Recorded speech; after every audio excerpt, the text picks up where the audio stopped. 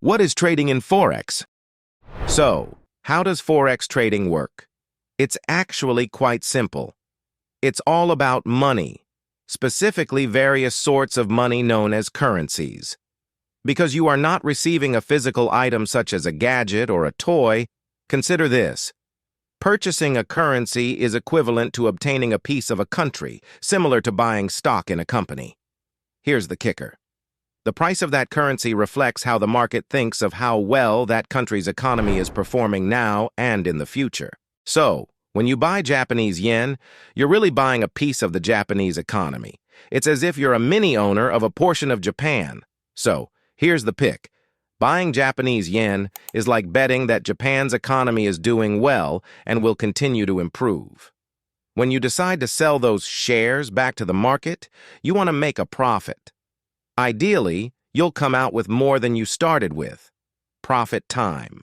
In simple terms, the exchange rate, which shows how one currency compares to another, serves as a report card for a country's economic performance. It displays how well it is performing in comparison to other countries' economies. Major currencies. So, in the huge world of Forex, there are many currencies to trade. However, when you first start out, you will most certainly find major currencies. So, why are they termed major currencies? These are the big shots, the most traded currencies, representing some of the world's largest economies. But hold on. Not everyone agrees on what defines a major currency.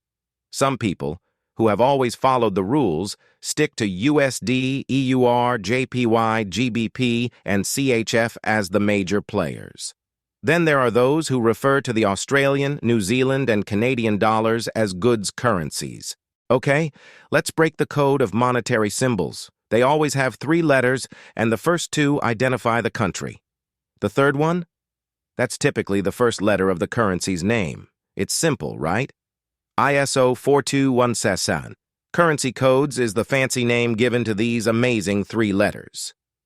The International Organization for Standardization, ISO, developed these codes in 1973, and we've been using them since then. Take the New Zealand dollar, for example.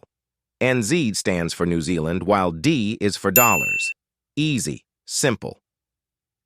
The majors are the currencies we discussed before since they are the largest players, the most traded. Hey, just a heads up. When we talk about the good old US dollar, USD, it's not just commonly known as the buck. No, it has a variety of cool nicknames, including greenbacks, bones, Benjis, Benjamins, and many more. It's as though the dollar had its own nickname. So, instead of stating, "I have to go to work now," try saying, "Yo, I gotta bounce." You've got to make them Benjis, son. And here's an interesting fact. In Peru, the US dollar is known as the coco. Why?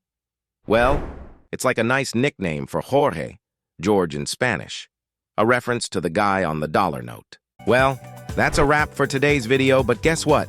Our journey doesn't stop here. Make sure you're subscribed to catch all the latest trading tips and strategies. We've got some awesome free courses and killer knowledge-based videos waiting for you. And hey, it won't cost you a dime.